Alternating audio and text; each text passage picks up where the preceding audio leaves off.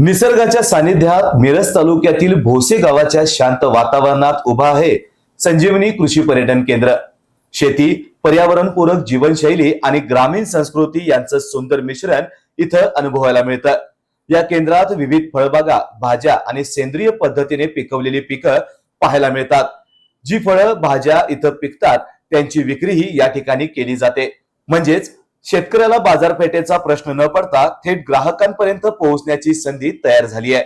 संजीवनी कृषी पर्यटनाचे आणखी एक आकर्षण म्हणजे इथं मिळणारे शाकाहारी महाराष्ट्रीयन जेवण, हुरडा पार्टी आणि ताज्या ऊसाच्या रसाची चव। या पारंपरिक पदार्थांना पर्यटकांकडून उत्तम प्रतिसाद मिळतोय। इथे boating, rain dance, swimming pool, tractor ride, water slide, karaoke, जादूचा खेळ आणि अनेक ग्रामीण खेळ लहान मुलांबरोबरच पर्यटकांसाठी उपलब्ध आहेत। कुटुंबासाठी, शाळा कॉलेज गटांसाठी आणि मित्रमंडळींसाठी हे एक पूर्ण दिवसाचं आकर्षक पर्यटन ठरतं। विद्यार्थ्यांसाठी सेंद्रिय शेती, मधमाशी पालन, किचन गार्डन आणि लागवड प्रक्रियेची माहिती देणारे शैक्षणिक पॅकेजही उपलब्ध करण्यात आले आहेत। त्यामुळे कृषी पर्यटनाची व्याप्ती केवळ मनोरंजनापुरती मर्यादित न राहता शिक्षण आणि जागरूकता यांनाही जोडली गेली आहे। संजीवनी कृषी पर्यटन केंद्राचे हे उदाहरण शेतकऱ्यांसाठी एक महत्त्वाचा संदेश देतं।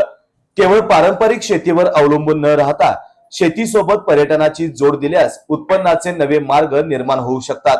शेतकरी आपल्या शेतातील काही भाग आकर्षक पद्धतीने विकसित करू शकतात। फळबागा, तलाव, शेत पिकांचे माहिती फलक, ग्रामीण खेळ, स्थानिक पदार्थ आणि पर्यावरणपूरक निवास व्यवस्था तयार करून पर्यटकांना आकर्षित करू शकतात। यामुळे पिकांच्या विक्रीसोबतच पर्यटनातूनही स्थिर आणि अधिक उत्पन्न मिळू शकते। संजीवनी कृषी पर्यटन केंद्राने दाखवून दिला आहे की निसर्गाची जपणूक, शेतीचा अभिमान आणि आधुनिक विचारांची सांगड घातली तर ग्रामीण भागातही मोठ्या संधी निर्माण होऊ शकतात। शेतकऱ्यांनी नव्या कल्पनांना संधी दिली तर त्यांची शेती केवळ उत्पन्नाचे साधनच नाही तर इतरांना आकर्षित करण्याचे पर्यटन स्थळही बनू शकते।